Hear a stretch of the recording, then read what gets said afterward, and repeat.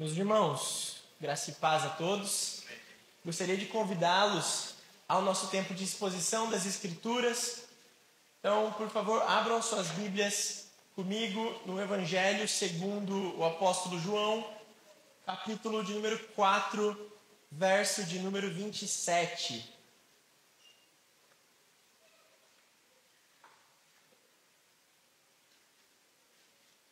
Hoje nós vamos dar continuidade na nossa série de exposições do Evangelho de João, que nós já começamos já há algumas semanas. E hoje nós veremos o que aconteceu na segunda parte da história que nós começamos na semana passada, a história da conversa entre Jesus e a mulher samaritana. Na semana passada, o pastor Val começou a ministrar sobre essa passagem e hoje nós vamos terminar essa história. Então, para refrescar um pouco a memória de todos, gostaria de pontuar aqui quais foram as partes mais importantes, os pontos mais importantes que nós vimos na primeira parte, na semana passada. Nós lemos do capítulo 4, do verso 1 ao 26. E o que nós vimos foi que Jesus, após passar um tempo com os seus discípulos, um tempo de treinamento, de comunhão, ele deixou a Judéia e ele subiu a nação de Israel em direção à Galileia. E no meio do caminho, Jesus e os seus discípulos fizeram uma pausa na região de Samaria, na cidade de Sicar. Naquela época, não existia carro, trem, moto, nem nada desse tipo. Eles tinham que andar tudo a pé. Então era um trajeto longo e que eles precisavam parar para descansar, para comer, tomar uma água, recompor ali para continuar a viagem. E a história nos diz que os discípulos de Jesus entraram na cidade para comprar alimento e Jesus ficou do lado de fora da cidade, junto a um poço de água. E por volta do meio-dia, aparece então uma mulher da cidade de Sicar, uma mulher samaritana, para tirar um pouco de água. E Jesus começa a conversar com ela. E essa conversa transforma radicalmente a vida dessa mulher de uma vez por todas. A história diz que Jesus pede por água a essa mulher. E essa mulher se espanta com essa interação que Jesus tem com ela. No verso de número 9, ela diz para Jesus: como, sendo o Senhor um judeu, pede água a mim, que sou mulher samaritana? Pois os judeus não se davam com os samaritanos. Eu quero aprofundar um pouquinho mais nessa questão entre judeus e samaritanos, porque eu creio que esse é um pano de fundo histórico e cultural muito importante e essencial para o entendimento de toda essa passagem, desse capítulo de número 4. Para aqueles que conhecem um pouco mais da história, da narrativa bíblica, vocês se lembram que no Antigo Testamento, o povo de Deus, ele foi criado lá com Abraão, o povo, os hebreus, a nação de Israel foi criada, e o povo ficou muitos e muitos anos sem ter um governante, sem ter um rei oficial. Claro que tinham representantes, por exemplo, Moisés era um representante do povo naquela época, mas eles não tinham um rei, um governador oficial, porque Deus criou a nação, o seu povo, para que ele fosse o governador, para que ele fosse o rei. E devido à falta de confiança em Deus e à influência dos povos pagãos ao redor, que todos tinham reis e governos estabelecidos, o povo de Deus começa a pedir por um rei. E Deus, na insistência do povo e na teimosia do povo, Deus dá um rei para o seu povo. E então nós temos o primeiro rei no período da monarquia, que foi Saul. Depois veio Davi, depois Salomão. E após a morte de Salomão, o filho de Salomão, Roboão, ele recebe no poder o governo, mas ele toma algumas escolhas muito ruins, muito erradas, e acontece uma rebelião naquele momento na nação, e a nação é dividida entre dois reinos. O reino do sul foi chamado então do reino de Judá, e era composto das tribos Judá e Benjamim, cujo centro desse reino do sul era Jerusalém, e o povo era governado naquele primeiro momento por Roboão, filho de Salomão, descendente do trono. E o reino do norte foi chamado então de reino de Israel, formado pelas outras 10 tribos que compunham toda a nação. E eles eram então governados naquele primeiro momento por Jeroboão. E quando você lê todo o Antigo Testamento, você vê como, desde a divisão, aqueles 2 reinos, 2 povos que se tornaram separados, como eles se desenvolveram ao longo da história, você observa que o reino do sul, o reino de Judá, eles viveram altos e baixos em seu relacionamento com o Senhor, na sua função, na sua parte na aliança com Deus.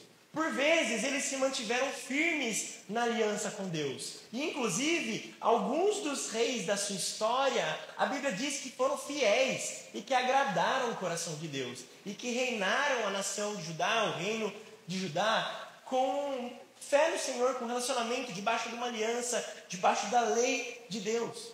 Mas no final nós vemos a história bíblica nos contando que eles se afundaram em idolatria e eles foram conquistados pela Babilônia e eles foram levados como escravos, foram levados cativos para o exílio na Babilônia no ano de 586 a.C.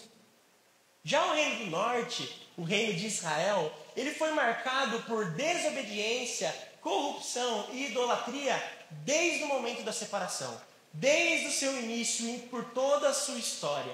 E a Bíblia diz que todos os reis da história desse reino foram infiéis, idólatras, maus aos olhos do Senhor. E por isso, eles foram conquistados e exilados como escravos muitos anos antes até do povo do sul. Eles foram levados cativos, exilados e conquistados pelos assírios no ano 722 a.C. Então, desde esse tempo da divisão do reino de Israel em 2 reinos, em 2 povos diferentes, já havia uma divisão então no coração do povo. Já havia uma diferença entre o povo que era do reino de Judá e o povo que era do reino de Israel. E essa relação, essa divisão, ela piorou muito depois do exílio. Porque os exilados do norte, do povo da nação de Israel, desobedeceram mais ainda ao Senhor durante o tempo de exílio. E eles se misturaram com os povos pagãos. Eles se casaram com os estrangeiros. Eles se misturaram com os outros povos. Coisa que Deus havia proibido eles de fazer. Deus havia separado um povo para si e havia falado: vocês não podem se casar com pessoas de outras nações, de outros povos. Vocês devem casar e criar descendentes só entre o povo de Deus. Então, o povo do norte, ele se tornou um povo mestiço. Eles não eram mais israelitas puros, segundo os olhos dos judeus do sul. Então, os judeus, eles enxergavam a nação do norte como um povo manchado, como um povo corrompido, como um povo impuro, que havia se dado com os outros povos. Eles não eram mais puros como os judeus que moravam no reino de Judá. E então, esse povo, ao retornar do exílio da Síria, veio se tornar o povo de Samaria. Então, os samaritanos, eles são os descendentes do reino de Israel do norte, que se misturaram. Enquanto os judeus, eles são descendentes do reino de Judá, aqueles que permaneceram, aos seus olhos, puros e não se misturaram com outras nações, mesmo durante o tempo de conquista e escravidão. Então, esse é o contexto histórico por trás dessa rixa, dessa rivalidade entre judeus e samaritanos. E para piorar ainda mais essa situação, os samaritanos simplesmente decidiram descartar todos os escritos bíblicos que não faziam parte da lei de Moisés, ou seja, do Pentateuco. Então os samaritanos, eles só levavam em consideração como palavra de Deus Gênesis, Êxodo, Levítico, Número e Deuteronômio. Só. Enquanto os judeus levavam em consideração todos os outros livros do Antigo Testamento. E por isso, os samaritanos, eles negaram que Jerusalém era o centro espiritual da nação, o lugar onde ficava o templo de adoração, porque isso foi instituído por Deus depois de Moisés. E para eles, o que vinha depois de Moisés não era palavra de Deus. Então o que eles fizeram? Eles levantaram um templo rival no Monte Gerizim. Então existia um templo para adoração em Samaria, no Monte Gerizim, e um templo para adoração lá em Jerusalém. Então isso se tornou uma grande rivalidade cultural e religiosa, teológica, entre os judeus do sul e os samaritanos do norte. Ao ponto de um judeu nem mesmo usar um prato que um samaritano já havia usado. Eles não podiam nem mesmo beber da mesma vasilha que um samaritano havia bebido.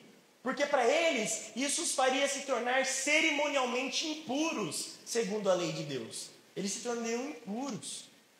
Por que eu estou falando tudo isso? Porque nós vimos que a mulher aqui dessa história, a mulher samaritana, ela se assusta quando Jesus fala com ela. Afinal, ela é uma mulher samaritana e Jesus é um homem judeu. Eles eram cada um de um reino. Existia uma rivalidade ali, existia uma rixa, uma inimizade. E o fato dela ser mulher agravava ainda mais a situação. Porque além de mulher naquela época a ser muito desprezada naquele tempo, não dado valor ou importância, existia uma crença também entre os judeus de que as filhas dos samaritanos menstruavam desde o seu nascimento. Eles acreditavam que uma mulher, quando ela nascia desde bebê, ela já estava menstruando. O que a fazia ser perpetuamente impura, segundo a lei de Moisés. Cerimonialmente impura. Então, nós podemos afirmar aqui que um homem judeu comum nunca, em hipótese alguma, se dirigiria uma só palavra para uma mulher samaritana. Nunca. Isso é algo que não acontecia. Um homem judeu não olhava no rosto, não trocava uma palavra, não tinha uma interação com um samaritano, que for só por questões essenciais. Mas com uma mulher samaritana, isso nunca aconteceria. Mas ainda bem que nós não estamos falando aqui de um homem comum. Nós estamos falando de Jesus. E o que essa mulher ela não sabia é que Jesus ele não podia ser contaminado pela sua impureza. Porque Jesus ele não pode ser contaminado por nada. Ao contrário, tudo aquilo que Jesus toca é purificado, é santificado. E ele escolheu tocar o coração dessa mulher naquele momento. A Bíblia diz que era-lhe necessário passar por Samaria. Fala, Jesus era necessário passar por Samaria. Geograficamente, isso faz sentido. Aquela rota era, na verdade, a rota mais comum daquele tempo se alguém fosse sair da Judéia e ir até a Galileia. Mas existiam outras rotas que não passavam por Samaria. Existiam outras direções que eles poderiam seguir. Então eu creio que essa necessidade descrita no texto, que Jesus precisava passar por Samaria, não fala somente de uma logística de deslocamento, mas também de um decreto divino eterno, onde esse encontro entre Jesus e essa mulher precisava acontecer, porque Deus já havia instituído isso nos seus planos eternos. Deus ele escreveu na história que esse encontro iria acontecer, e Jesus estava lá para cumprir a vontade do Pai. E o desdobramento dessa conversa que eles tiveram, nós já vimos na semana passada. Jesus oferece a ela a água viva que sacia toda a sede de uma vez por todas, as águas que fluem do trono de Deus através da vida de Cristo Jesus, uma fonte que jorra para a vida eterna. E essa mulher recebe essa água e Jesus a convida para uma verdadeira adoração e fala para ela que não importa mais se eles vão adorar em Jerusalém no templo ou no templo de Samaria lá no Monte Gerizim, mas Deus está procurando verdadeiros adoradores que adoram em espírito e em verdade. É uma nova era, é a era da graça. Jesus está instituindo um novo tempo. E nós terminamos essa primeira parte com uma declaração maravilhosa de Cristo no verso 26, se puder colocar, onde ele diz: eu sou o Messias, eu que estou falando com você. Então ele termina essa conversa com ela, deixando claro a sua divindade, que ele realmente era o Messias prometido, Cristo esperado. Nós vamos prosseguir a partir daqui para ver qual foi o final dessa história e receber um pouco mais dos ensinamentos de Jesus para as nossas vidas. E como nós estamos falando aqui de encontros transformadores, eu quero levantar esse texto que nós vamos ler, 3 pontos sobre a transformação que Deus faz em nossas vidas quando Ele nos encontra. Amém? Então vamos começar. O primeiro ponto está no verso 27 a 30. Vamos ler. Verso 27. Naquele momento, chegaram os discípulos de Jesus e se admiraram ao vê-lo falando com uma mulher. Mas nenhum deles perguntou: o que você está querendo? Ou, por que o Senhor está falando com ela? Quanto à mulher, deixou seu cântaro, foi à cidade e disse ao povo: venham comigo e vejam um homem que me disse tudo o que eu já fiz. Não seria ele, por acaso, Cristo? Então saíram da cidade e foram até onde Jesus estava. O primeiro ponto que eu quero trazer aqui é que a transformação verdadeira ocorre somente em Jesus Cristo. Jesus é o único que pode transformar verdadeiramente a vida de alguém. A narrativa que nós estamos lendo aqui mostra que no meio dessa conversa, Jesus estava lá já falando suas últimas palavras e os discípulos aparecem, chegam lá no poço e eles se deparam com essa situação. Jesus, o seu rabi, um homem judeu, conversando com uma mulher samaritana e eles ficam admirados.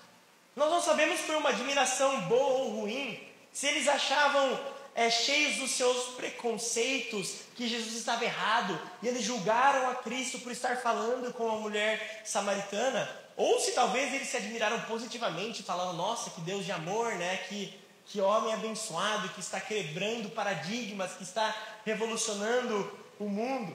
Porém, eu tenho quase certeza pelo contexto dessa história que foi uma admiração negativa, que eles observaram aquilo e eles julgaram Jesus. Eles falaram: como que Jesus está fazendo algo tão ruim? Como Jesus está fazendo algo tão errado como falar com essa mulher, se dirigindo? Como ele está se rebaixando ao falar com essa mulher? Para eles, Jesus era o rabi, ou seja, um mestre. E existia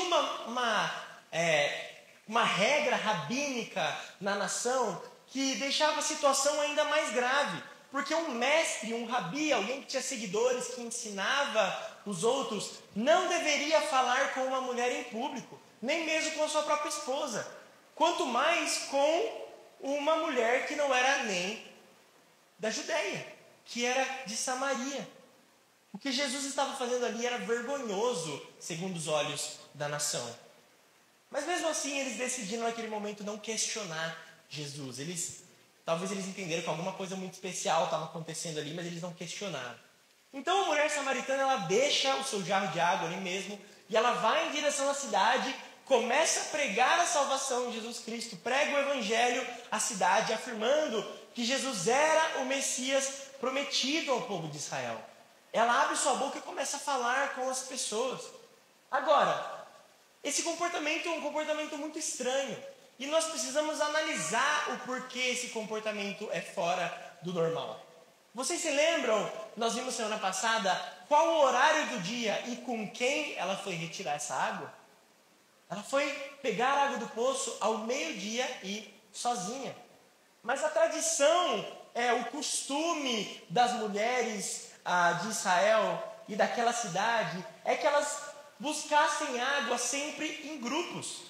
E sempre no horário mais cedo do dia e no final da tarde. Por quê? Porque era uma terra muito seca, era uma terra com muito sol, muito quente, uma terra deserta, árida. Então elas sempre iam no momento onde elas não iam sofrer tanto com o sol, com o calor.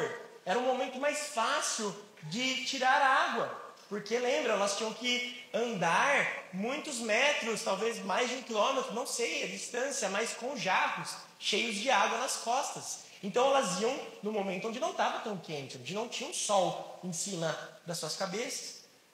Então os estudiosos vão afirmar que o fato dela ter ido lá sozinha e no pior horário do dia, o sol da meio-dia, provavelmente é porque ela tinha vergonha de quem ela era.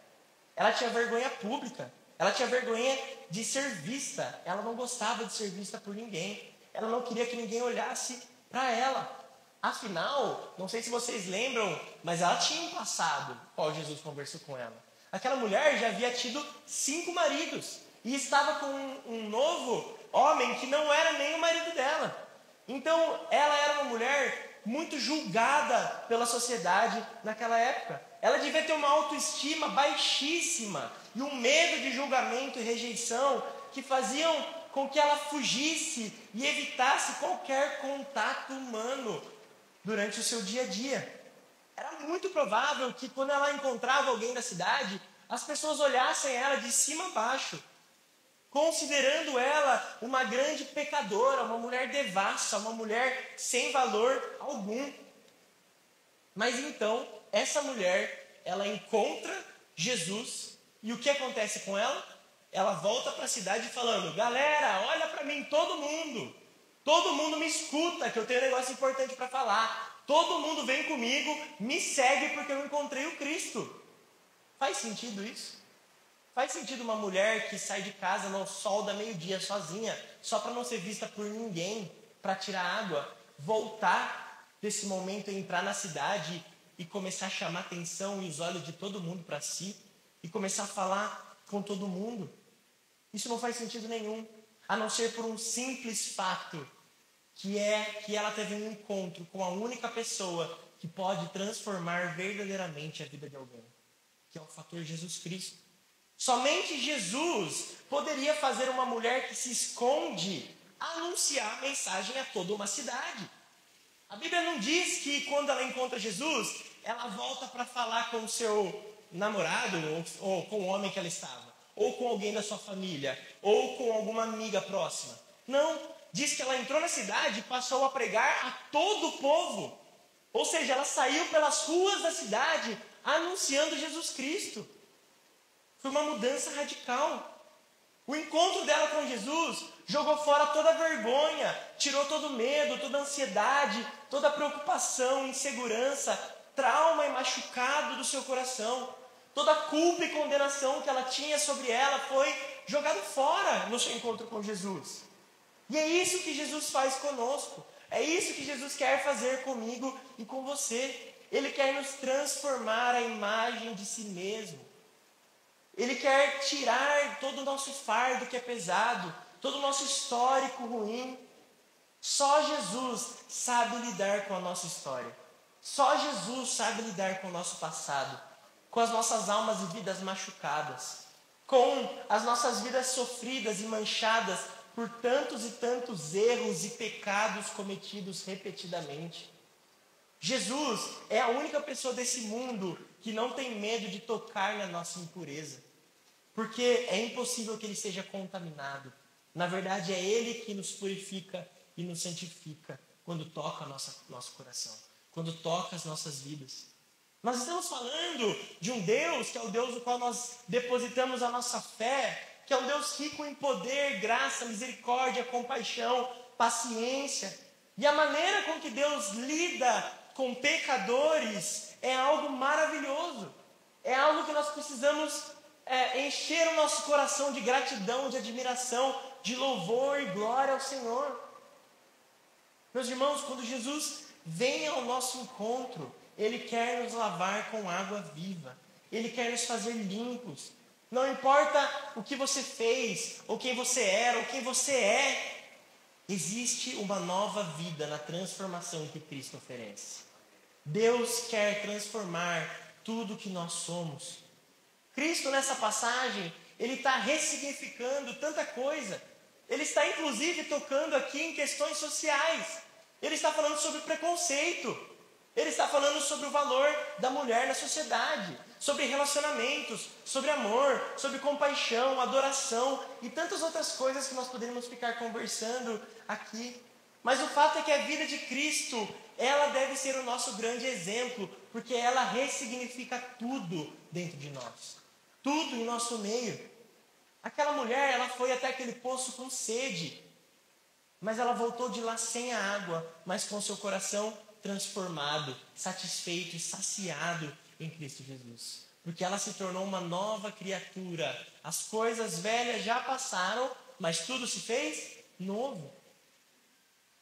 E por um momento, todas as suas preocupações, todo o seu fardo, todas as outras coisas foram esquecidas. Ela não conseguia pensar em mais nada, a não ser nas verdades que ouvira do Salvador que ela encontrou naquele poço. A partir do momento em que somos transformados por Cristo, nós não nos importamos mais com as mesmas coisas dessa vida. Nós não nos importamos tanto com nós mesmos. Um novo morador passa a habitar a casa do nosso coração. Um novo piloto assume o leme. O mundo inteiro parece diferente porque tudo se fez novo. Felizes são os que experimentam o mesmo que essa mulher experimentou e podem dizer como Paulo: considero tudo como perda por causa da sublimidade do conhecimento de Cristo Jesus. Deus, Ele não tem medo do seu passado, porque é Ele quem faz novas todas as coisas das nossas vidas. Agora, é interessante que a transformação que Cristo traz aqui, ela tem implicâncias externas. Ela não é algo só interno. Mas essa transformação nos leva a compartilhar de Cristo Jesus a todo tempo. Essa mulher samaritana, ela mal encontrou Jesus e ela já se tornou uma missionária. Ela já se tornou uma evangelista. Ela encontrou Jesus, ela foi direto pregar o evangelho para as pessoas da cidade. O pastor J.C. Ryle dizia que todo aquele que recebeu a graça de Deus e provou que Cristo é gracioso deve encontrar palavras para dar testemunho de Cristo a outras pessoas. Se sabemos que as almas ao nosso redor estão perecendo e que somente Cristo pode salvá-las, mas mesmo assim deixamos de lhes anunciar a paz que encontramos, onde está a nossa fé? E onde está o nosso amor, se vendo pessoas no caminho para o inferno, nada lhe dizemos a respeito de Cristo da salvação? Faremos bem em duvidar de que temos amor por Cristo, se os nossos corações não são movidos a falar dele. E se não nos preocupamos com a salvação dos outros, é bom que duvidemos da segurança de nossas próprias almas. Olha só que forte isso. Esse pastor aqui, esse teólogo, interpretando as Escrituras, ele está dizendo que é impossível você ser um verdadeiro cristão e não compartilhar da verdade de Cristo. Porque se você se diz cristão e você não testemunha de Cristo, você tem que duvidar da sua salvação. Você tem que duvidar se você ama realmente a Cristo. Se você teve um encontro verdadeiramente transformador com Ele. E nós vemos que o verso 30, ele termina com uma resposta muito interessante, porque tamanha foi a transformação na vida dessa mulher, e tamanho foi o impacto do seu testemunho na cidade, que o próprio povo que a rejeitava por ela ser uma mulher devassa, sem valor para aquela sociedade, e julgava ela, ouviu o que ela disse. E creu nas palavras que ela estava ministrando. E eles foram atrás de Jesus, um judeu. E eles pararam tudo o que eles estavam fazendo e eles foram aprender como um judeu. Eles eram samaritanos. Olha só o impacto da transformação de Jesus na vida dessa mulher. Sabe? Que as pessoas possam olhar nos nossos olhos depois do nosso encontro com Jesus e dizer: essa pessoa está tão transformada e o testemunho dela é tão impactante que o que ela está falando só pode ser verdade. Eu preciso experimentar disso também. É isso que a nossa vida deve contar. É isso que o nosso coração deve transbordar. Amém? Segundo ponto, verso 31 a 38. Enquanto isso, os discípulos pediam a Jesus dizendo: Mestre, coma. Mas ele lhes disse: tenho para comer uma comida que vocês não conhecem. Então os discípulos começaram a dizer entre si: será que alguém lhe trouxe algo para comer? Jesus lhes declarou: a minha comida consiste em fazer a vontade daquele que me enviou e realizar a sua obra. Vocês não dizem que ainda faltam 4 meses até a colheita? Eu, porém, lhes digo: levantem os olhos e vejam os campos, pois estão maduros para a colheita. Quem colhe recebe desde já a recompensa e ajunta o seu fruto para a vida eterna, para que se alegrem ao mesmo tempo o que semeia e o que colhe. Pois no caso é verdadeiro ditado: um é o que semeia, outro é o que colhe. Eu os enviei a colher o que vocês não semearam. Outros trabalharam e vocês aproveitaram o trabalho deles. O segundo ponto que eu quero trazer aqui é que aquele que é transformado verdadeiramente em um encontro com Cristo encontra satisfação na vontade de Deus. Porque enquanto a mulher sai e vai testemunhar na cidade, Jesus estava lá com os seus discípulos junto ao poço E os discípulos trazem o alimento e eles queriam que Jesus comesse. Afinal, Jesus era homem, feito de carne e osso. Eles haviam andado debaixo de sol muitos quilômetros. Jesus estava cansado, com fome. Mas Jesus, com todos os seus enigmas, suas mensagens que ele leva as pessoas a pensar, a tentar entender os seus mistérios. Ele diz, assim como ele disse para a mulher que ele tinha uma água que ela não conhecia, agora ele diz para os discípulos que ele tem uma comida que eles não conhecem. Eu tenho uma comida que vocês não conhecem, que vocês não experimentaram. E os discípulos, eles acreditam que Jesus está falando de comida mesmo. Ele fala, será que alguém veio aqui e deu comida para ele? Mas Jesus, ele estava falando de algo espiritual. E ele diz, a minha comida consiste em fazer a vontade daquele que me enviou e realizar a sua obra. Jesus está fazendo uma alusão aqui, mais uma vez, às palavras de Moisés em Deuteronômio 8, verso 3. Quando ele diz, Deus humilhou vocês, ele os deixou passar fome, ele os sustentou com maná, que vocês não conheciam e que nem os pais de vocês conheciam, para que vocês compreendessem que o ser humano não viverá só de pão, mas de tudo que procede da boca do Senhor. Vocês se lembram qual foi o outro momento que Jesus citou esse texto? Quando Jesus é tentado por Satanás no deserto e ele olha para Satanás e diz, nem só de pão viverá o homem, mas de tudo o que sai da boca do Senhor. Jesus, ele está citando esse texto para trazer esse conceito, esse ensino aos seus discípulos.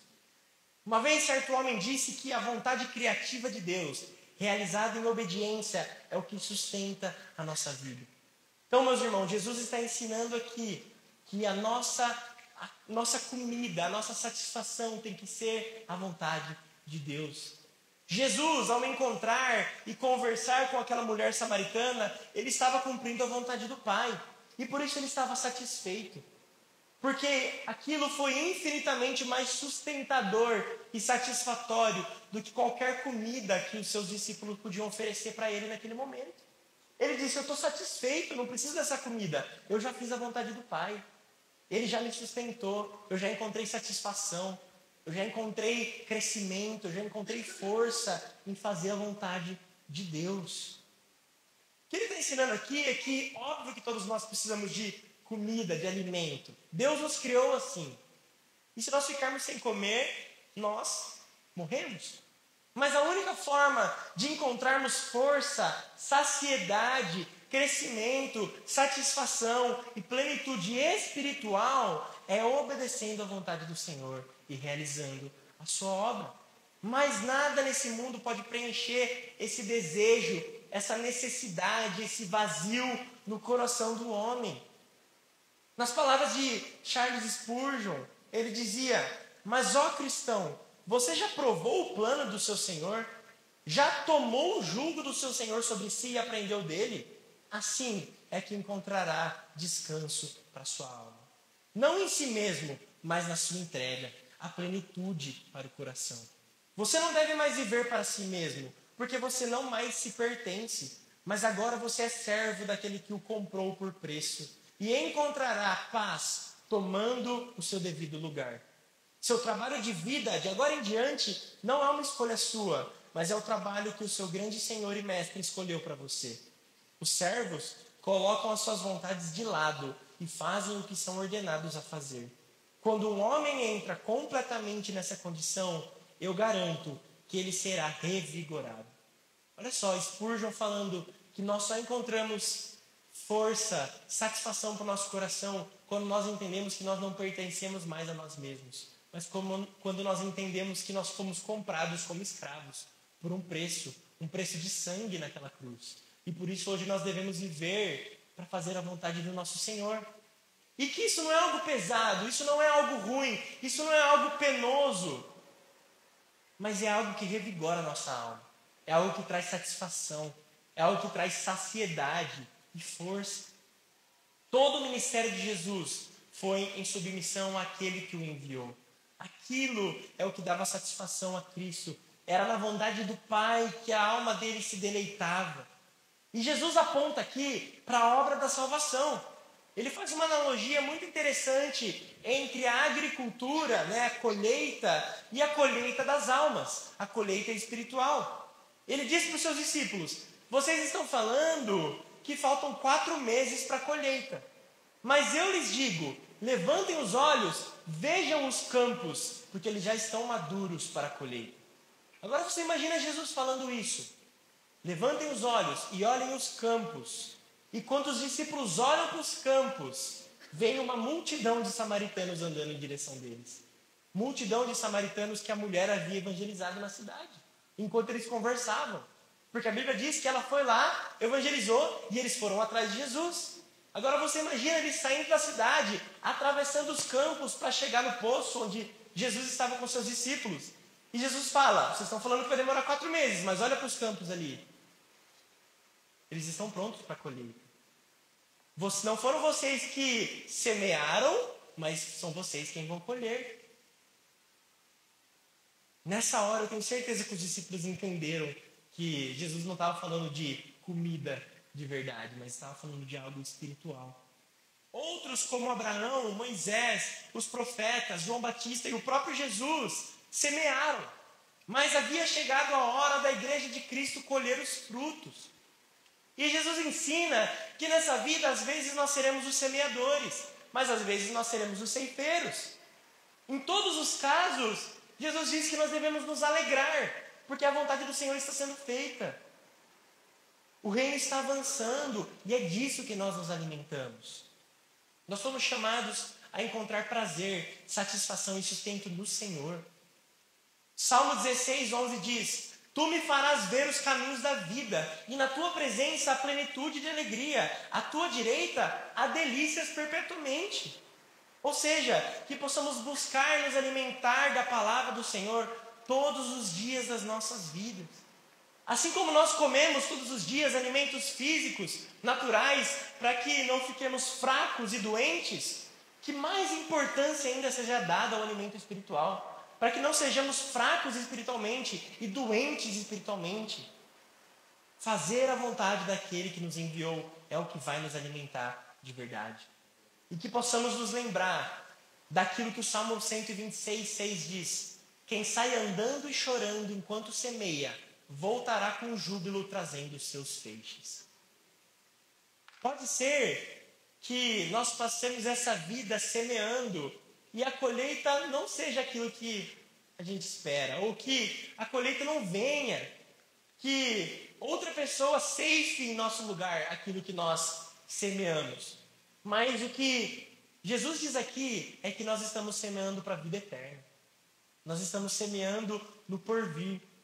Às vezes nós vamos passar a nossa vida andando, chorando enquanto nós semeamos, mas na eternidade nós encontraremos os nossos feixes, o nosso fruto, a nossa recompensa na eternidade com o Senhor. Nós vivemos essa vida pela eternidade, pelo porvir. E é nisso que nós temos que colocar a nossa fé. Terceiro ponto, dos versos 39 a 42. Muitos samaritanos daquela cidade creram em Jesus por causa do testemunho da mulher que tinha dito: ele me disse tudo o que eu já fiz. Quando, pois, os samaritanos foram até Jesus, pediram-lhe que permanecesse com eles. E Jesus ficou ali 2 dias. Muitos outros creram nele por causa da palavra de Jesus. E diziam à mulher: agora não é mais por causa do que você falou que nós cremos, mas porque nós mesmos ouvimos e sabemos que este é verdadeiramente o Salvador do mundo. O último ponto aqui é que aquele que é verdadeiramente transformado busca um relacionamento pessoal com o nosso Senhor. Pessoal, face a face, intimidade. Nós voltamos os nossos olhos novamente aos samaritanos aqui, porque eles ouviram a pregação da mulher e eles foram atrás de Cristo. A Bíblia diz que eles creram porque eles ouviram de outra pessoa. Eles creram em Jesus por causa do testemunho daquela mulher. Porém, a Bíblia nos diz que eles não pararam por aí. Eles não se contentaram. Eles não se deram por satisfeitos conhecer Jesus só por causa de outra pessoa, num relacionamento terceirizado com o Salvador. Eles desejaram mais.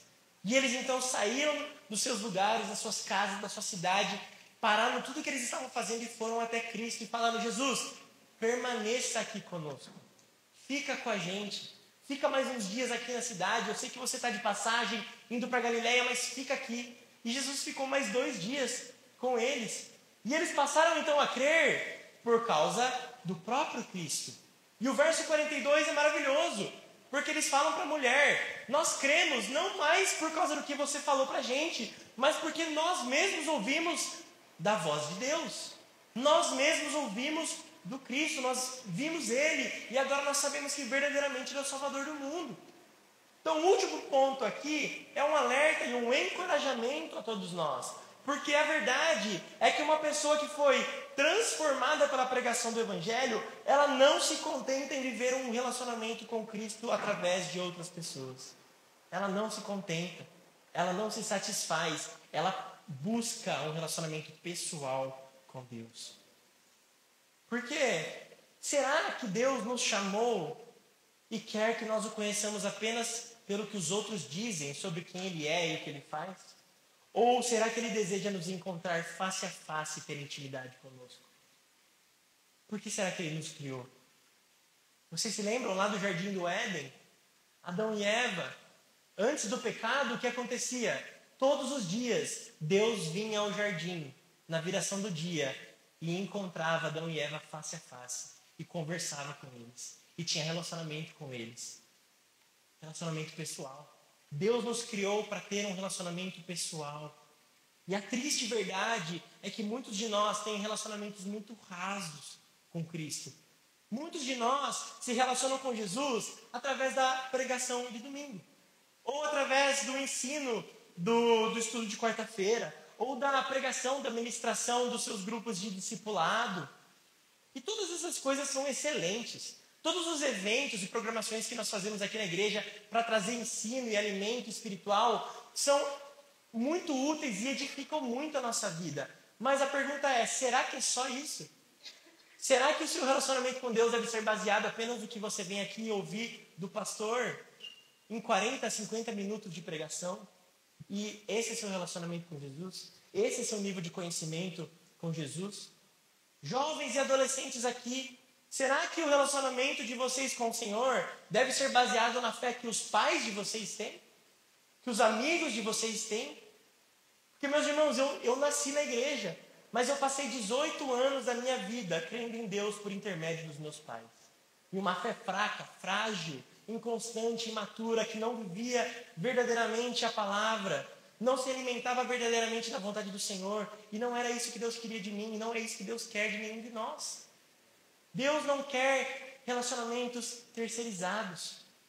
Sabe, e um dos textos que sempre marcou a minha vida cristã, desde a época da minha conversão, está em Oséias capítulo 6, verso 3, na primeira parte, onde o profeta diz: conheçamos e prossigamos em conhecer o Senhor. Conheçamos e prossigamos em conhecer o Senhor. Deus nos chama para conhecer e prosseguir em conhecer. E foi isso que aconteceu com os samaritanos aqui. Eles conheceram Jesus, mesmo que por intermédio da mulher. E está tudo bem, porque esse é o caminho que Deus preparou. Paulo diz, a fé vem pelo ouvir e ouvir a palavra de Deus. Você ouviu a palavra de Deus através de outra pessoa. Outra pessoa pregou o evangelho para você. Você ouviu o pastor falando, você ouviu um ensino, uma oração. Você conheceu Jesus através de alguém, está tudo bem, é isso mesmo. Mas eles decidiram que eles iam prosseguir em conhecer a Jesus. A ponto de dizerem para a mulher, não é mais por causa de você. Agora nós ouvimos Ele. Agora nós enxergamos Ele. Agora nós tocamos Ele. E Ele é o verdadeiro Salvador do mundo. Nós experimentamos a Cristo. Fato é que o nosso contato pessoal com Cristo é necessário para tornar a nossa fé completa. É necessário. Nós não somos chamados para viver uma fé terceirizada com Jesus. Nós precisamos buscá-lo intimamente, no nosso secreto, na nossa vida de devoção a Ele, todos os dias, lendo a sua palavra, orando, meditando, estudando sobre Ele, buscando conhecimento. Nós precisamos nos entregar a Ele pessoalmente, escutar a Ele pessoalmente. Porque uma coisa é eu conhecer uma pessoa, Outra coisa é eu conhecer uma pessoa através do que outra pessoa fala para mim. Eu posso conhecer a Natália pelo que o pastor Valdair fala dela. Mas eu também posso conhecer ela diretamente. São relacionamentos diferentes. Um relacionamento terceirizado nunca vai ser um relacionamento profundo. Nunca vai ser um relacionamento de intimidade. Você nunca vai conhecer uma pessoa verdadeiramente através de outra pessoa. Nós somos chamados para isso. E que possamos afirmar as mesmas palavras de Jó no final do livro de Jó, capítulo 42, verso 5. Quando ele olha para Deus, depois de tudo que ele passou, todo o seu sofrimento, ele diz: eu te conhecia só de ouvir, mas agora os meus olhos te veem. Antes nós podíamos conhecer a Deus só de ouvir, mas agora nós enxergamos a Deus. Foi isso que aconteceu com os samaritanos. Antes nós conhecíamos só de ouvir o que a mulher disse, mas agora os nossos olhos te veem. Nós sabemos que o Senhor é verdadeiramente o Salvador do mundo. Por isso, hoje, Deus está nos chamando, através dessa passagem, para um encontro transformador que só Jesus pode proporcionar. Um encontro que nos chama para a intimidade profunda com Ele, que nos leva a uma satisfação em fazer a sua vontade e a um relacionamento direto e pessoal com o Criador do universo. E a pergunta é: qual será a nossa resposta frente a esse chamado? Gostaria de convidá-los a ficar de pé, vamos orar. E depois da oração, gostaria de cantar uma canção que fala sobre o que nós aprendemos aqui hoje. Feche seus olhos. Senhor Deus, obrigado pela Tua palavra, que é maravilhosa, que confronta e restaura os nossos corações. Senhor, nessa noite nós oramos por encontros transformadores. Que o Senhor encontre cada um de nós aqui nessa noite. Seja por um novo encontro, um encontro transformador de alguém que nunca havia recebido das águas vivas, ou seja, para uma pessoa que já teve um encontro com o Senhor, mas talvez hoje só de ouvir falar. Talvez se relacione com o Senhor apenas de forma terceirizada nos dias de hoje. Senhor, eu oro, toca o coração de cada uma dessas pessoas. Senhor, nos chama para um relacionamento pessoal. Nos chama para uma vida onde nós só podemos encontrar satisfação na Tua palavra, na Tua vontade.